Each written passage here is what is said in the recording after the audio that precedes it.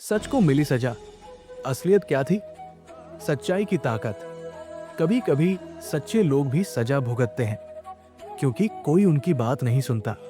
इस कहानी में जानिए कैसे एक मासूम को सजा मिली और कैसे एक बेटे ने सबके सामने वो राज खोला जिसे सब छुपा रहे थे। एक बार की बात है, एक राजा अपने दरबार में न्याय कर रहा था। उसके सामने दो व्यक्ति अपना अपना मामला लेकर आए थे। राजा ने दोनों से कहा कि वे अपनी अपनी बात दरबार में रखें। पहले व्यक्ति ने जब अपनी बात रखनी शुरू की, तब राजा अपने छोटे पुत्र के साथ खेलने में मग्न थे। उनका ध्यान पूरी तरह उस फरियादी की बातों पर नहीं था। लेकिन जब दूसरा व्यक्ति बोला, तब राजा ने पूरे मन से उसकी बात सुनी। नतीजतन फैसला दूसरे व्यक्ति के पक्ष में सुनाया गया।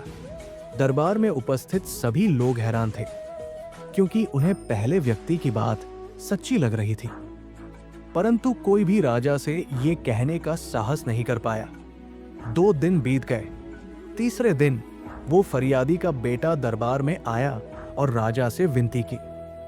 महाराज, एक राज्य में एक व्यक्ति ने न्याय की गुहार लगाई, लेकिन जब वो अपना पक्ष रख रहा था, उस समय राजा का ध्यान कहीं और था।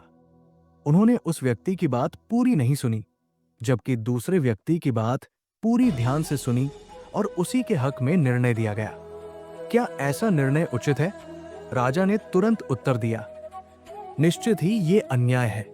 यदि किसी समय राजा चूक जाए तो दरबारी और उपस्थित लोग उसका ध्यान दिलाना चाहिए। राजा भी इंसान होता है और उससे भी भूल हो सकती है। न्याय की नींव सच्चाई और ईमानदारी पर टिकी होती है, इसलिए किसी निर्दोष को सजा दिलाना पाप है और जो चुप रहते हैं वे भी उस पाप में भागीदार होते हैं। इतना सुनकर वो युवक बोला, महाराज, वो राजा आप ही हैं। आपने ही मेरे पिता का पक्ष अनसुना कर उन्हें सजा दी। कोई भी आपकी आंखों में आंखें डालकर सच्चाई कहने का साहस नहीं जुटा पाया, परंतु मैं आज आपके सामने खड़ा होकर न्याय मांग रहा हूं। राजा ये सुनकर स्तब्ध रह गए। उन्होंने अपनी गलती स्वीकार की, पहले दिए गए फैसले को पलटा और दरबारियों को डांटा कि उन्होंने सच्चाई क्यों नहीं बताई।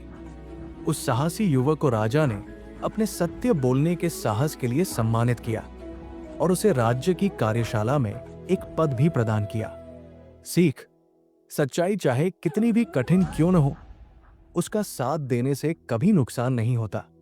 यदि वो युवक भी डरकर चुप रहता तो उसके पिता को अन्यायपूर्ण सजा भुगतनी पड़ती और राजा व दरबारी अपनी भूल कभी न समझ पाते।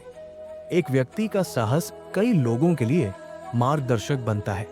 जिस प्रकार उस राजा ने अपनी गलती मानी और उसे सुधारा, वैसे ही हम सभी को अपने गलतियों को स्वीकार कर उनसे सीख लेनी चाहिए, क्योंकि यही सच्चा विकास है। अगर आपको ये कहानी पसंद आई हो और इससे आपको कुछ सीखने या सोचने को मिला हो, तो कृपया इसे लाइक जरूर करें। अपनी राय कमेंट में जरूर बताएं और इस कहानी को अपने दोस्तों व परिवार के साथ शेयर करें, ताकि सच्चाई और हिम्मत की ये प्रेरणा सब तक पहुंचे।